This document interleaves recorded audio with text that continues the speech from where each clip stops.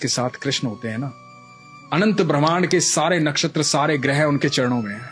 ये नक्षत्र खराब है, ये ग्रह खराब है। तो ये वाक्य जो मैं बता रहा हूं ना, ये ध्यान से सुनिए। तो हुआ यूं कि जब भगवान 5 जगह मांगने आए थे कौरवों से, कहा था कि 5 जगह दे दो, पांडव आराम से रहेंगे, तुम आराम से रहना, कोई झगड़ा, कोई विवाद, कोई युद्ध नहीं। तो शकुनी ने दुर्योधन को कहा कि सुयोधन, इसे बंदी बना लो, ये उनका फेवर लेके आया है। दुर्योधन ने ऐलान कर दिया कि बंदी बना लो। अब ठाकुर जी को कौन बंदी बना सकता है? तो पहली बार ठाकुर जी ने अपने जीवन काल में पहली बार वो ऊर्जा दिखाई थी, वो लाइट दिखाई थी कि मैं हूं को। अब उसके बाद कृष्ण वहां से चले गए कह करके कि अब युद्ध होगा।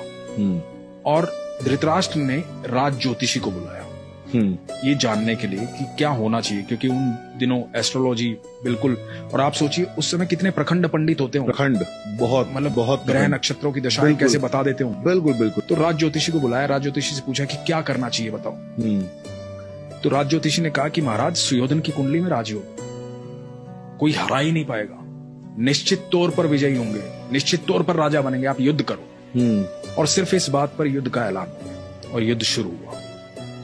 अब धृतराष्ट्र लगातार चिंता में था। 8 दिन बीत गए, आधी सेना निपट गई थी कौरवों की।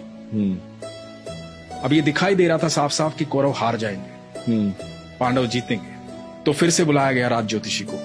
धृतराष्ट्र बैठे हुए हैं, महात्मा विदुर बैठे हुए हैं, और राज ज्योतिषी को पूछा गया कि भाई ये क्या हो रहा है?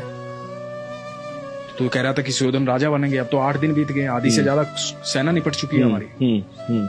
तो पता है राज ज्योतिषी ने क्या कहा था? कि वहां कोई है जिसने नक्षत्रों की दिशाएं बदल डाली, कोई है जो समय और परिधि से परे है, कोई है वहां। तो विदुर ने कहा था कृष्ण है वहां। ये बहुत कम लोग जानते हैं। हम जब भी मंदिर जाते हैं, भगवान के सामने जाते हैं, तो हम भगवान के सामने नतमस्तक होते हैं। इसके 2 कारण बताता हूं मैं आपको। हम भगवान के सामने नतमस्तक क्यों होते हैं, अपना सर क्यों झुकाते हैं भगवान के चरणों? जब हम भगवान के चरणों में अपना सर झुकाते हैं ना, नतमस्तक हो जाते हैं, तो जितना बोझ हमारे इस मस्तिष्क में होता है ना, जितनी दुविधाएं चल रही होती है, सारी दुविधाएं भगवान के चरणों में गिर जाती हैं और भगवान रोंद देते हैं। और जैसे ही आप नतमस्तक होकर के उठते हैं ना, तो आपको एक अद्भुत सुकून की प्राप्ति होती है।